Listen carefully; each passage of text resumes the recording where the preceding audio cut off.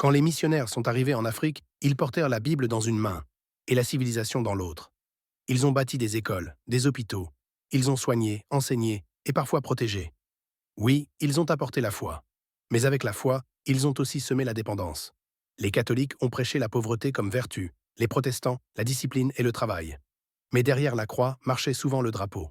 Leur mission n'était pas seulement de sauver les âmes, mais aussi de façonner les esprits. Et pendant que les peuples africains priaient, le colon traçait des lignes, des frontières sur les cartes et des frontières dans les cœurs.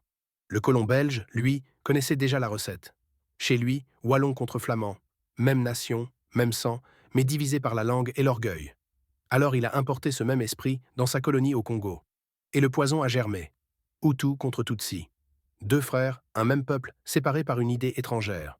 Même stratégie, même piège, divisés pour mieux régner. On a longtemps enseigné à l'Afrique qu'elle était maudite. Mais c'était un mensonge colonial, né d'une lecture déformée de la Bible. Certains ont utilisé la malédiction de Cham, Genèse 9, 25, pour justifier l'esclavage et la domination, alors que le texte ne parle jamais de l'Afrique. En réalité, Dieu n'a maudit ni Cham ni son peuple, c'est Canaan, une seule lignée du Moyen-Orient, qui est mentionnée.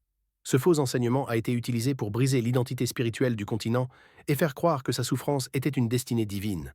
Mais la Bible dit tout le contraire, l'Afrique est bénie.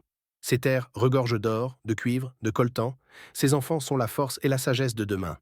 La Bible n'enseigne pas la pauvreté, elle enseigne la souveraineté par la justice. Dieu n'a jamais béni la misère, il a béni l'obéissance et la droiture. Abraham, Joseph, David, Salomon, tous étaient riches, puissants et justes.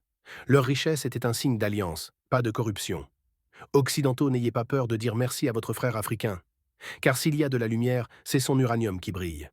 S'il y a des voitures, c'est son pétrole qui roule et son caoutchouc qui freine. S'il y a des téléphones et des satellites, c'est son coltan, son or et ses terres rares qui les alimentent.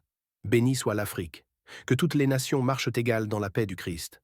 Que les peuples se tiennent autour de Dieu comme dans un cercle, unis, libres et lumineux.